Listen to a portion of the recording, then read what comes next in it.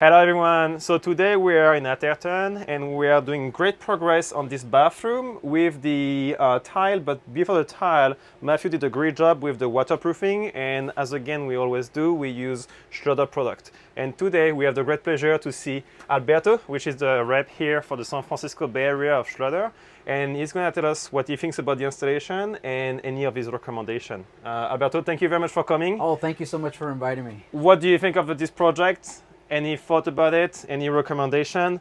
And any advice? Excellent. So what I'm looking at here is a properly prepared intermittent use shower, which is fancy talk for a residential bathroom.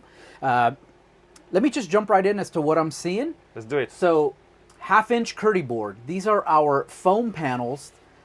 The standard size that you're going to see in this area is 4 foot by 8 foot by 1/2 inch thick. We also make a 5/8 inch that will help to butt up against any 5/8 inch drywall. In this scenario, we used, looks like 1/2 inch all the way around. Yep. So this is the goal. So that you get that flush transition. The flush transition between the two, correct. And it looks like it was used throughout. So what I'm also noticing is what's right here closest to the cameraman is a pony wall that is framed out in 2x4 lumber. Completely acceptable by Schluter systems, but what we're going to ask is a little bit more in terms of tile prep. Wood we don't feel is a surface that's ready for tile. Yes. Okay. So we want to put something cementitious or something made of foam, preferably our foam panel, directly on top of that lumber. So we're going to go lumber framing, 1/2 inch, let's just call it a panel, whether it's foam or cement, and then to get this to stick to the actual lumber, we're going to use our washer and screw. As we can see this combination here, we left this open so you can get an idea of what that prep work looks like. And that's going to be approximately every 12 inches along the supports. And then once that area is done, what we ended up doing was we put a penetration in our waterproofing. So we have to cover it. We're going to cover it with our KERDI-BAND and some thin set, ready to go. What else I'm noticing here is any transition or any view of the white foam we want to take care of as well when it's in the wet area. So what we have here is our 5-inch KERDI-BAND. Same material we used here. This is a 5-inch patch of it. Just cut it up into pieces along the edges. Once we go straight down, we'll see the return on this lovely floor here, curbless shower. Nice on here. This is our outside corner. Yep, nice and nice done here. Same continuity with the band. Right.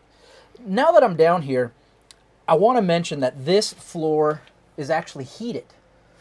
So there's 2 heated cables in this floor.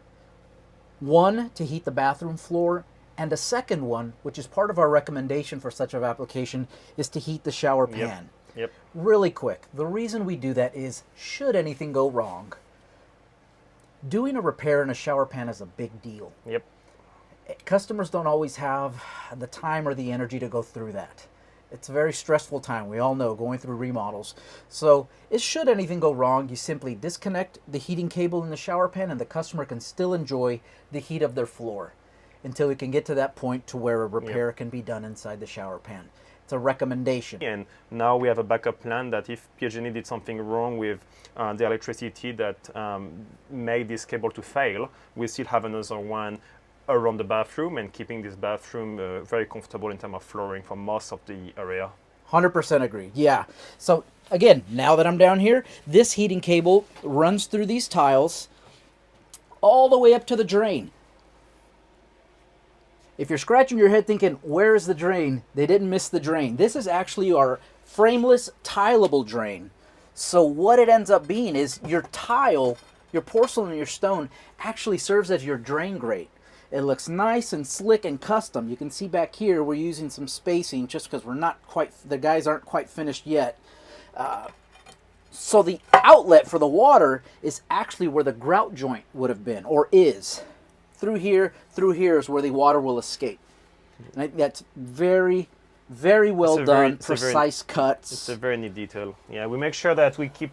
Schluter is very good at giving good recommendation, and people always tell us, well, those spaces are very little, water will not flow well. And I think Schluter does a very good job at telling us, okay, in the back, you make sure I think it's like at least a 1/8 of an inch space, or I forgot, and then the front of the drain. Same, they give us all of the recommendation of the spacing for the water to fully flow in and not raise in the shower. It's very professionally made and thought all the way around, and we are not the first one doing it, and that's actually my third or fourth bathroom doing it. All the customers love it. Yeah, great point. Yeah, you deal with the maintenance later. You can still enjoy the beautiful look of your shower while you're using it. The shower pan that I am standing on is actually made out of a single piece of prefabricated foam that has the pre-sloped, right? 2% industry standard slope. For this shower, I was lucky that the customer wanted a shower that fit exactly your shower pan's standards, because they are certain size, but it's not illimited. But let's say this, I think the shower is 38 inches wide and the pan is 38 or 39 inches as a standard. Let's say the customer wanted a 42 inches wide shower. Well, then I would not have the tray, or should I say shower pan that is 42 inches wide. So what we typically do is we do a mix of the pre-slop shower pan, and then we fill up the remaining 2 or 3 inches with the dry mortar. And then we waterproof that part with the pan together. And it's a good hybrid solution. Yeah, you get a lot of flexibility in the end is what you do. As he explained, if it's too short, expand it with mortar bed. But then if our prefabricated foam pieces are too big, you can also just simply cut it. Yep. It's a piece of foam. Find a tool that cuts foam nice and cleanly and evenly, and you're ready to go. Yeah, and it's very light to work with. So those panels, not only that, it's extremely waterproofed, and it's also a good insulation. This is foam, so that's an additional insulation we have from the outside, so it brings some comfort in terms of thermal. But it's also very light to work with. We cut it with a knife, so it doesn't make any dust. This is extremely practical, very easy, doesn't make any dust. We can cut it into a remodel house, into an environment that is conditioned, and it won't make any dust for the customer living in this conditioned space. So it's very practical. And then there is all of those systems. Maybe you want to explain what are those, because this is obviously amazing. So what we're looking at here is some of our prefabricated shower components. This one specifically is our 3/4 inch pipe seal. So whenever there's a pipe protrusion coming out of the wall, we've got something to help keep that, we're not going to call it a penetration, but that area nice and dry. And the same goes for a mixing valve. I'm reaching down here because there's one, you can't see it behind the camera. But you'll also get the mixing valve, which is where the hot and cold water, usually 4.5 inch is a fairly standard size. We also have those prefabricated pieces as well. Yeah. So yeah, personally overall, I think this product is very practical. It makes it cut the time of the production of this bathroom waterproofing. I don't know by how much, maybe 2 times, maybe 1.5, but it really speeds up the process of waterproofing. Using all of the system from Schluter all the way to their mortar gives us a warranty that really makes me sleep better at night. I know that it's an insurance that I have with them, that if something wrong happens, as long as the installation has been done properly, they'll be here to help me. Reach out to us before you install any product. For the first time, yes. Yeah, far too many times we get the call when the product's already installed wrong, and then they scratch their head. I wonder if I did that right. Yep. No, please, take a breath, slow down. I promise if it slows you down even half a day, it'll be worth that phone call. So just reach out to your local Schluter systems representative and get the right information so that we can have your back and you can have that confidence that for yourself and for your homeowners that you're installing it according to the manufacturer's specifications. Yeah. I like what I see from the French touch. Yeah.